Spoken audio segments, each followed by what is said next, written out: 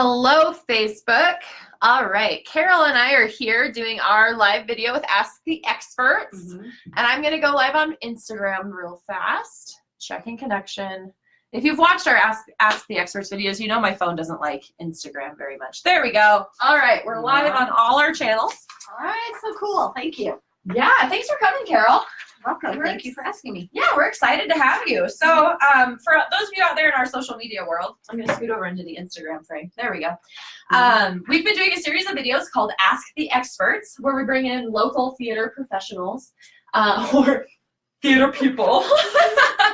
I'm giving Carol pressure.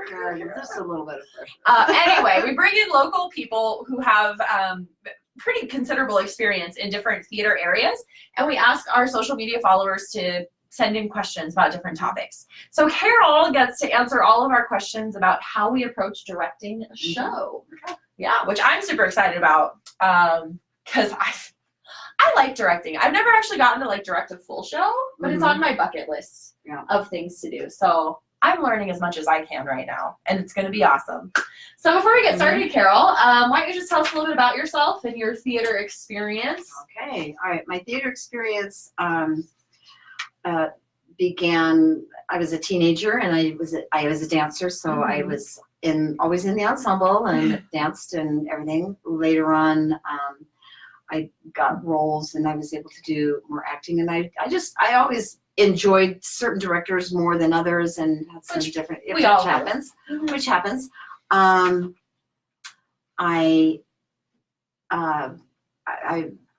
was living in Brazil for a large portion of my life, and so we had some community theater there, where most people did not want to direct. We were talking about this before turning on all of the cameras and everything. So most people did not want to direct, and it was a question of who, if someone wasn't in the meeting, they were nominated to direct. Who has to direct this one this time? Whose turn is it? Who hasn't been behind because nobody got you didn't really get a lot. Nobody applauded you. It was it's just a lot of work, and it was a lot of work, and return. So I guess one day I was late to the meeting, and I got to direct something, and I found out that I really, really enjoyed it. There you go. I found that there was a great satisfaction in seeing something that I had put together, and anybody who's ever lived with me would say that there's a certain amount of control that I feel like that I enjoy. There's a certain amount of control, but at the same time, it can be overwhelming. But I found that I really did enjoy it very, very much. So as I moved here, I got involved with a few local theaters, and have found, again, just it's a beautiful world. Theater is a great thing, and sometimes I like to sit back and be told what to do and given my direction, and sometimes it's a treat to be in charge. That's awesome. So how many years now after I'm gonna readjust my frame here because I'm just awkwardly sitting on the end of it, and I'm like that. There we go. That's much better on Instagram. Okay.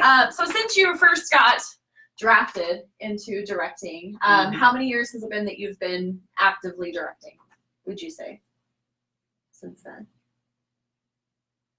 About 20. About 20 years, guys. This is why we invited her to be our Ask the Expert. Okay, but like I said, when you asked me that expert, I would not say so, but I will share with you what I do know and understand. Well, and she is very humble. I haven't been in a show directed by Carol, but I was in a show with her a few years ago. And I remember at the time just hearing about some of your director experience and working with you on stage. That's why I thought of you when I needed a local expert. I thought Carol would just be wonderful for this.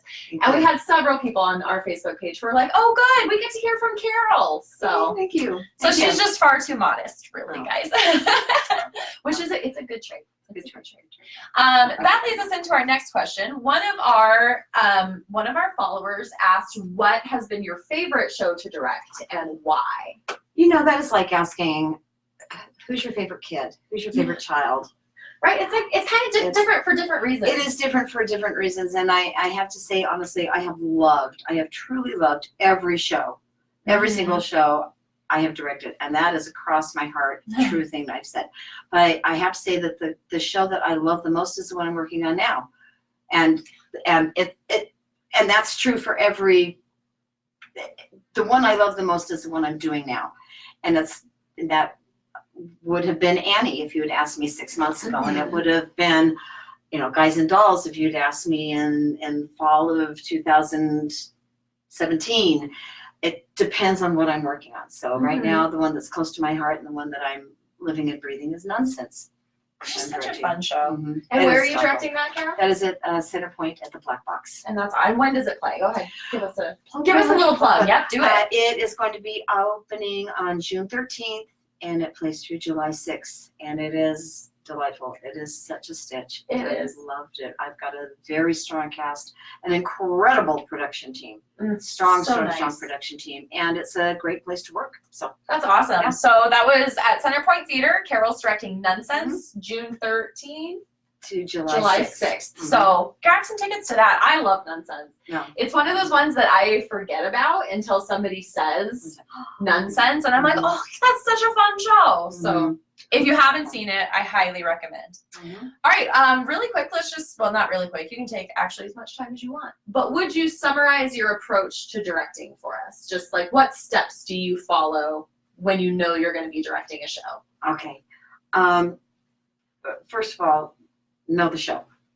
So if you've not done it before, you read the script. Get your hand on the script.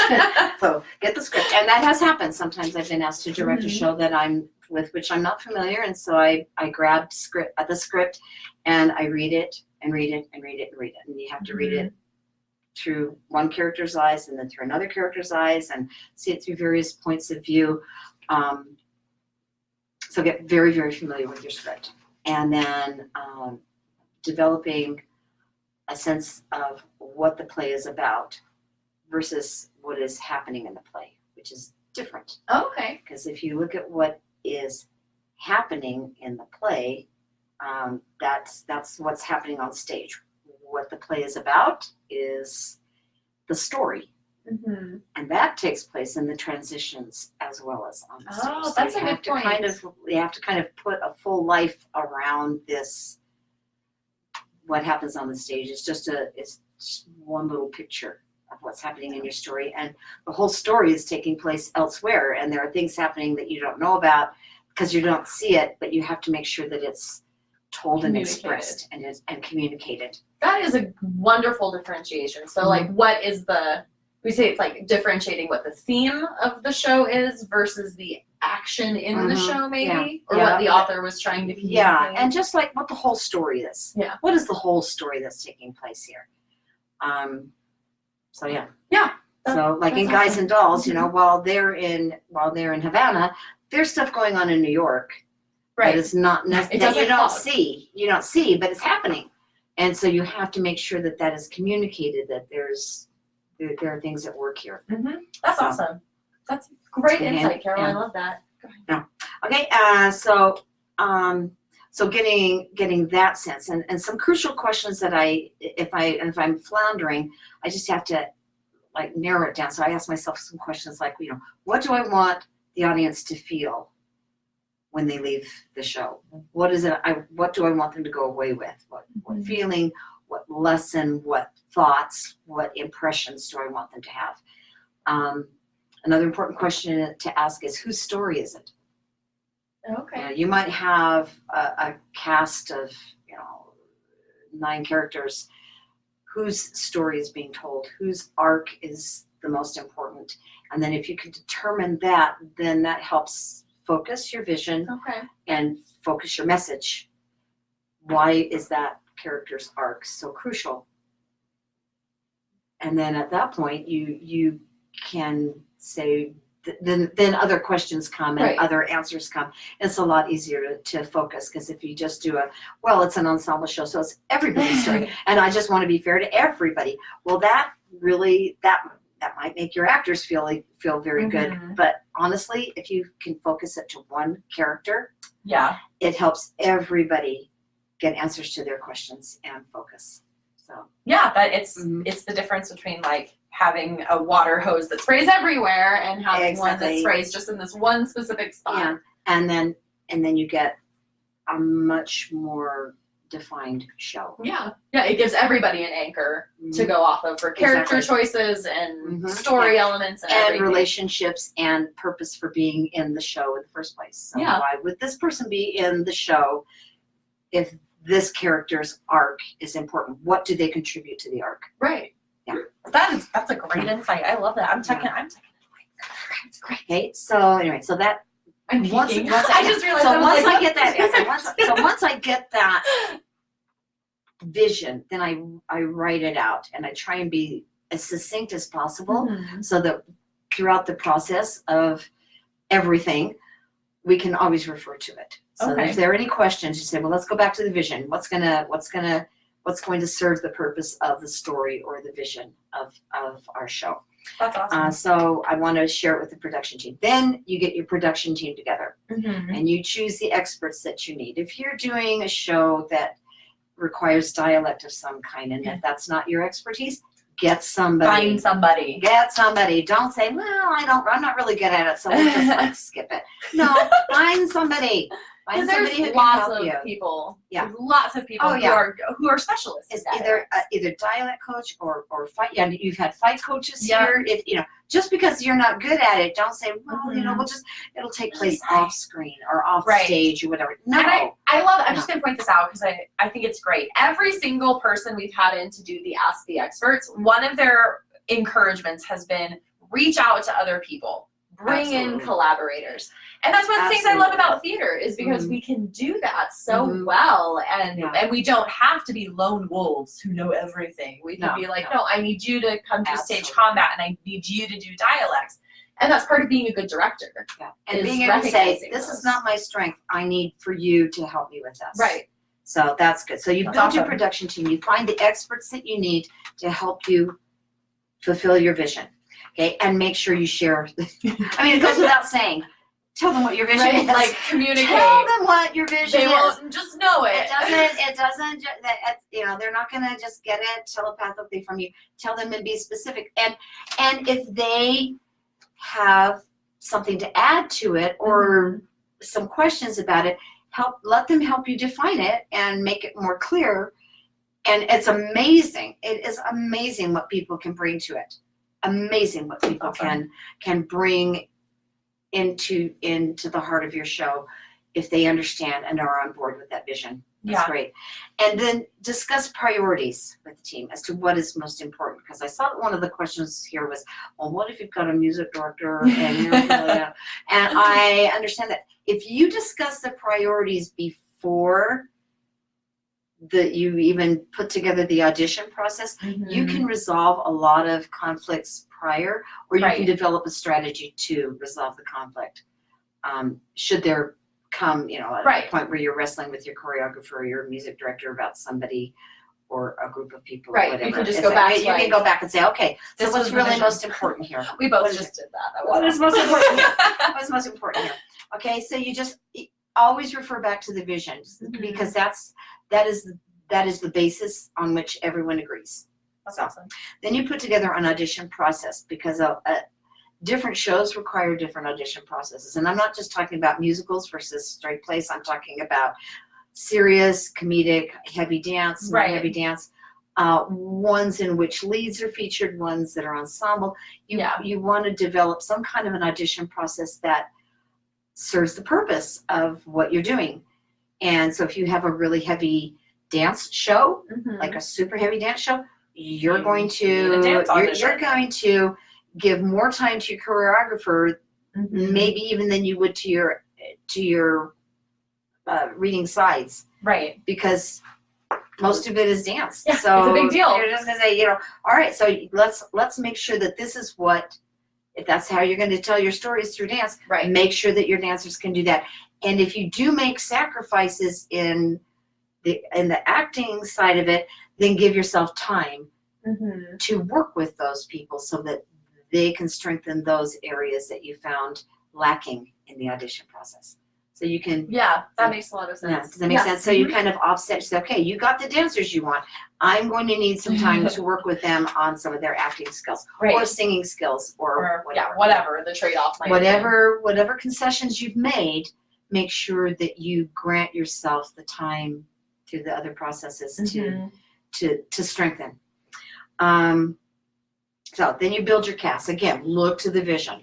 And we kind of touched on this previously. Yeah. It is not always your best singer, your best dancer, your best actor that gets the role. Sometimes you look at the rest of the cast and you say, the best one doesn't fit. It's not a, It's just not going to work this time. it's personally, or maybe it's just a personality thing. Maybe it's physical. Maybe it's an age thing. Maybe it's an energy level. I know there have been times when I have not been cast because my energy level is higher than everybody else's, and I just don't fit. So Yeah, well, because theater is a collaboration. It's a collaboration, and your and- cast yeah. has to feel comfortable with each other, and that's not just that's not saying they have to be good friends. That's saying they just have to fit and work together. And yeah, there just has to be that sense. And as a director, you just kind of know it when it happens. You kind of go, There it is. there it is. That feels right. So then when you put together your rehearsal schedule, this is where it gets where you have to work with your production team. Yeah. Again, it's for instance, in Nonsense, my choreography was going to be starting to direct another show about 3 weeks after our audition process, and so she said, I really need to get my hair done. So she said, I know, I keep getting distracted too. So she said, I need to get all the choreography taught Right. in the first 3 weeks. And my music director said, I need to get the music taught so that she can do the choreography. And I said, okay, All right then. I will be there. Right. I will attend. I will be in the room. I will be in the room. And I will, and someone said, no, you don't need to be there because that's not your area. And I said, actually, I think it's going to help me so that when we do start blocking, not only do I know where they're coming from in the dance and where they're going to for the next one, I get a sense of how they work together, and it'll go a lot more quickly. I'm not going to be coming in as like an outsider at that point. No, at that point almost. I've been in the process, and so I've been aware there. And so you just kind of work with what you need to have done. Flowy. It kind of depends. And that's important to make production goals, like, the costumes will be done by this point, the set design will be done this and that. So you have your goals with everybody else. And speaking of that, with all your set and your lighting designs and your sound designs, make sure they know the goals and the vision, so that they can say, oh, well, given your vision, I'm sensing that you're going to want to focus on this and that. Right. And so that makes sense. So when you're rehearsing, you want to make sure that for me, I do blocking first. And it is nothing more than geography. It's just geography. Here to here. It's like you move your pieces around. And yes, you give them motivation. I want you to move away from this group because your feelings are hurt. Move towards that couple over there because you want to hear what they're saying, or you give them motivation, reasons. but you don't layer everything. If you start saying, okay, now how are you going to say this line? When you take a deep breath here, it's too much for everybody to absorb. So just geography. Just get them moving. Just get them moving. Put the Getting things them there. in. And then you can tear it apart again and work on the character development and the relationships and the nuances, and then put it back together. And if you need to go back and dissect it again, you go back and you tear it apart again. It's a question of you put it together geographically, take it apart, work on nuances and the things that you need to do, put it together, tear it apart. Yeah. And every time you put it back together again, it comes back fuller. stronger and fuller. Yeah. And there are more eye-opening moments. And it's like sketching a design. Yeah. And then you go and you like fill in the colors and the shading and all of the layering so that you have a really beautiful finished product. And But if people don't have the outline, that's harder to do. Yeah. So, That and makes if you sense. try, and if you I can try see and do that. all of it at once, Everybody's just like, everybody's brain is exploding, and it feels very it is overwhelming. Yeah. Because I've tried to do that. I have tried to, while we're here, let's work on this, and I always come away from that rehearsal feeling like I didn't get as much done as I wanted to, and I felt frustrated. My actors have felt frustrated, and it's like, well, that didn't work. Yeah. Yeah, that actually that makes a lot of sense to me too, because if you can get the outline for the whole show, then everyone feels like it's very complete. Well, at least say, well, like, at least we know where to go. How to do it, right? We may not know exactly what we're doing, but we know where to go. We know our marks, and also, then they feel the freedom to kind of explore after that. And also, as you get your basic geography done, if as you're exploring those nuances, you come up with, oh, it would be even better this. Then you adjust the blocking. That's just taking a little detour. That's okay. That's awesome. No problem at all. Okay, and moving along with the set design.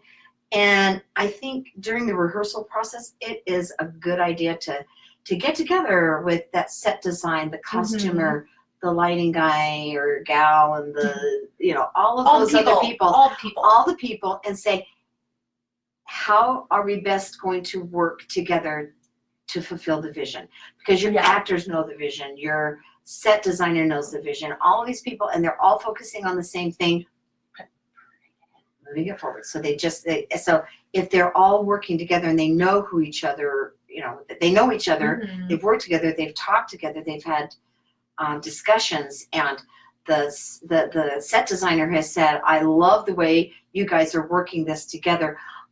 I think when I'm designing the set, I'm going to work this around you, this direction, so that this facilitates this. Costumers can say, oh, I think given your relationship, I'm going to put you in this kind of, and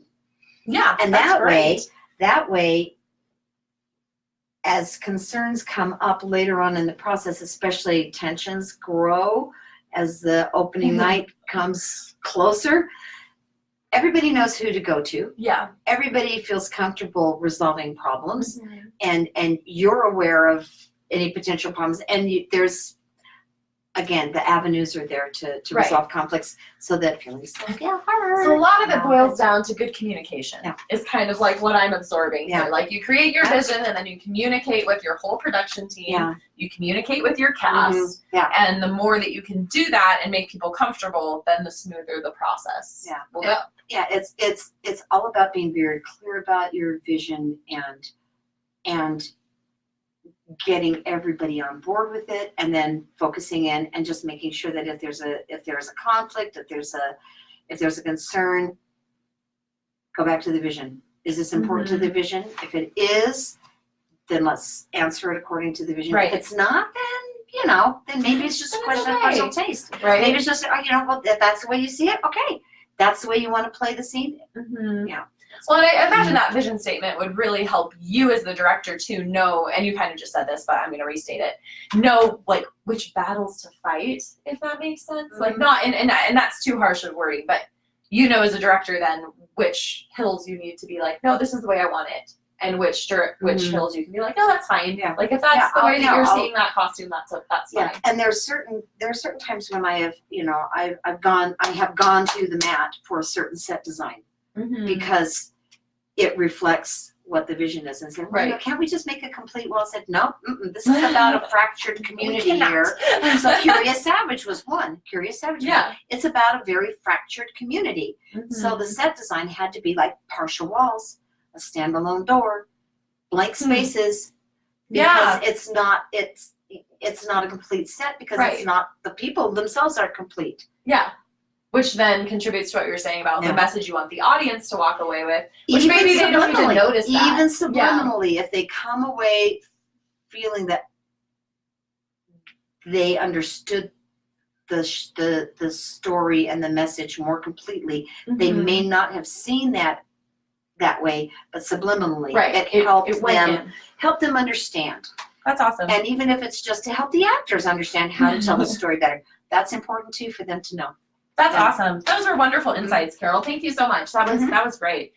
We'll just touch a little bit deeper on some of the questions. You answered a lot of these, but we'll just pull out the questions that our social media followers gave us. Okay. One person who's directing maybe her first production, I know she said she's directing in the fall, wants to know what an effective casting process looks like, and if it is wise to use a points-based system like they do in education. Okay,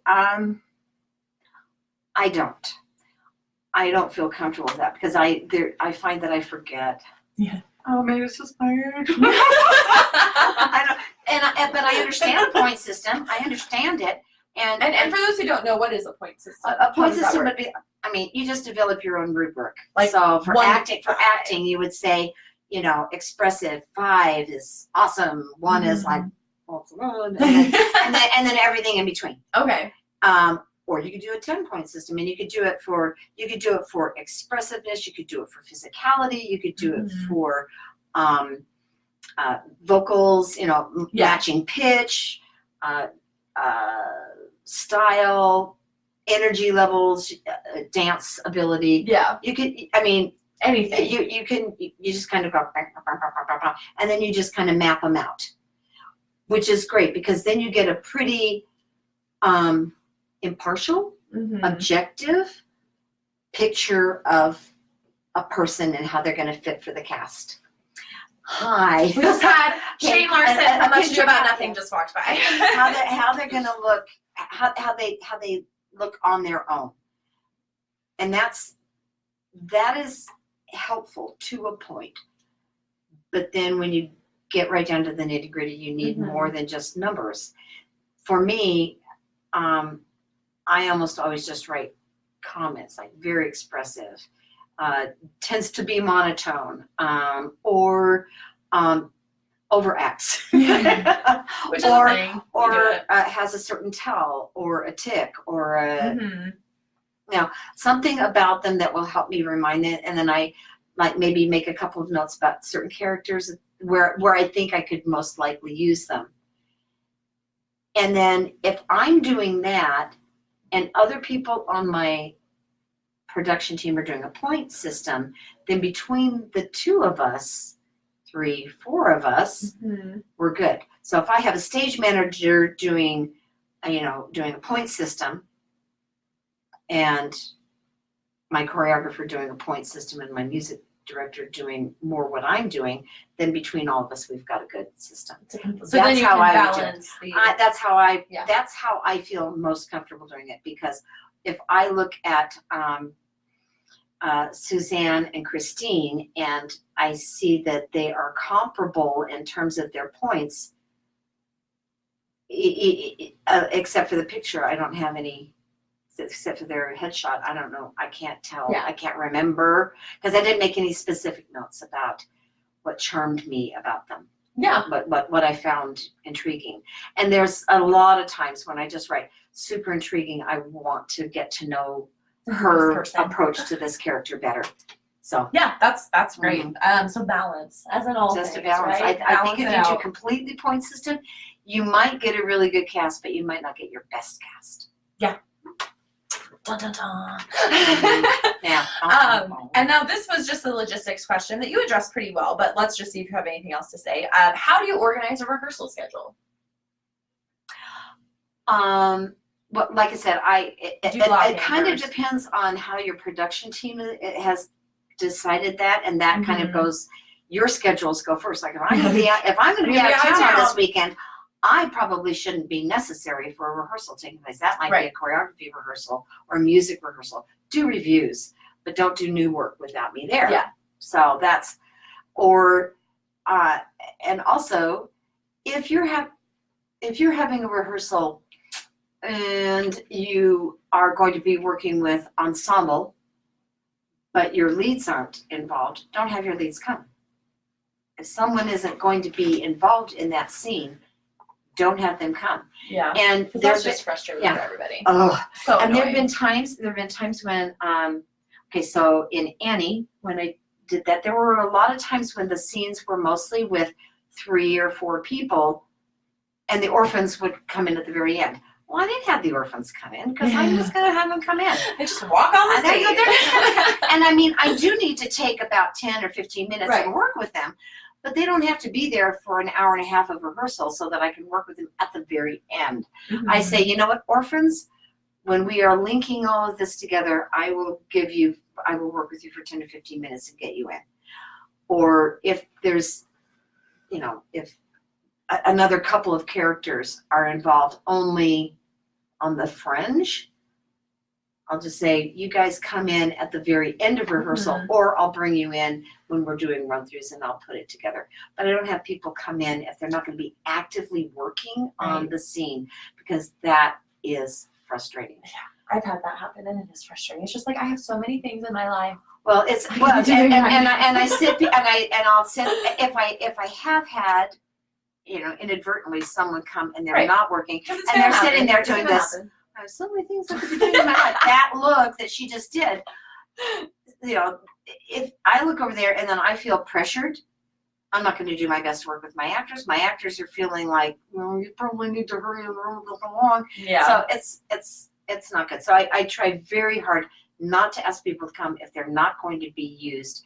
If I see that they are there and I recognize I'm not going to get to them or anything, I say, you are excused, go home, don't worry about it, we'll get to you later, not your problem. That's awesome. So I will quickly own up to my schedule snafu and say, I am sorry, this is taking longer than I thought it was going to, and it's no fault of anybody's, but you don't need to sit here and watch us work through this. So great. So take into consideration production team schedules, and then just build from there. See how it works. And don't make sure you cover all the scenes. My first show I ever directed was a children's show. So fortunately, they were extremely forgiving. But we were doing our first run through, and I was like, "We're gonna do our first run through, guys. Okay, kiddos, we're ready to do this." We got up to a point, and then they stopped, and I said, "We'll just keep going." and I looked over at my music director and I said, "How come?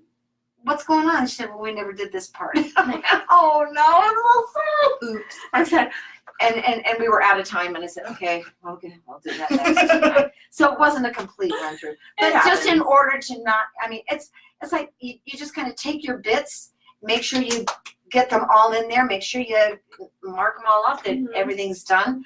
Especially for big shows, it's so easy to go, what the heck? Oh, just a tiny little scene. I forgot it. I thought I had that. Or I thought I'd given enough time for this, and I didn't. And so now I have to reschedule some other time. So try and be generous with the time that you think you're going to need, and then if you don't need it, then you've given yourself a gift. So that's good. That's awesome. Yeah. Next question. And I think I know your answer for this, but let's see. When considering stage layout and where to put action, what do you think of first? The story, the vision. That's exact. Oh, the vision. Called it. The vision. But yeah, so yes, the vision. It's also really crucial that as you take your vision to your space, that's going to change. It's different. That's going to change, because what works on Centerpoint main stage isn't going to work for Opa. Isn't going to work for Hale. Isn't going to work for Hopebox. Won't work for Zig, because their stages are different. Their facilities are different. It's just different. So many things. So when you go into your space, this is before you even cast or anything like that, get to know your space, walk around it, look and see where you might be placing certain things. How many people can you put on there? Can you really cast this with 60 people? Because if you can fit 60 people onto the stage, okay, but if you can't, don't put that many on. Oh, that is I have overcast, and it's emotionally rewarding, but it's logistically a nightmare. And so where do you put them all? And so so just get to know your space, and walk around it and see what is your audience going to see from here, from over here, from up here, from down here looking up, depending on where everybody is. Because what we're, if you have certain ideas about what you want it to look like, if you've been envisioning it from an audience perspective up here to your stage down here, or then it's going to be different if you walk in and all of a sudden you've got a thrust and your audience is around 3/4. Mm-hmm.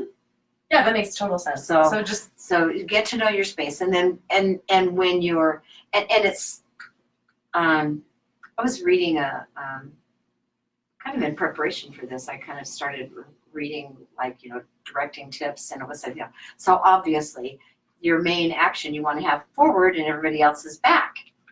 And I thought, yeah, kind of, yes, that makes sense. That makes sense. But if that's all you ever do, it gets boring. Right? Gets pretty boring. But that's pretty elementary. I mean, that's elementary. Bring them forward, everybody else back, then the next bit. Yeah, I mean, you know what I mean? And so, but there are ways that you can move. You can have a part of a story being told over here, and you can focus, your ensemble can be looking at them, and that informs the rest of your audience. Oh, I need to be looking over here. Even if it's not spoken, even if it's unspoken business that's going on here, they can all be over here, and just your ensemble can be like the Greek chorus. Yeah. Good tie-in to the Greek chorus. Yeah, that's awesome. so that's I think that's important to realize that if you do have your main action somewhere other than center front, make sure that there's some way that you're showing that lighting, or just less activity going on around here, and most of the excitement going over here or there, wherever you are, stage left or right. So good thoughts. Yeah. Kim Allen Tolman says Carol is the best. Oh, Kim, you're kind. Thank you. You're sweet. I'm excited to see your show here. No, I was just thinking that. So Kim is part of the Mamma Mia concert production that's going to be playing here at OPA. We're not producing it. I can't remember the name of the company. Do you remember? I think it's Utah Actors Association. Something like that. Yeah. Sorry, I haven't looked at their stuff enough, but it's Utah Actors Association is putting on Mamma Mia. Give us that information. That's right. Come on, Kim. Okay. Is producing is putting on Mamma Mia, and we're just hosting it here at OPA, and tickets are on our website, so you guys can go get tickets. Great. And it's 3 nights only, just 3 nights, June 27th, 28th, and 29th. So get your tickets fast. And that is a gift to the community. Yeah, that is truly a gift to the community that's happening. I'm so happy about that. Yeah, it's going to be a really great concert version of that. I saw a rehearsal video and I was like, oh, it's going to be so good. All right, we're kind of winding down here. This will be our last question. What is your best advice for someone who has never directed before? Get the vision. Determine the vision, and then keep focusing on that, because that will keep things simple for you.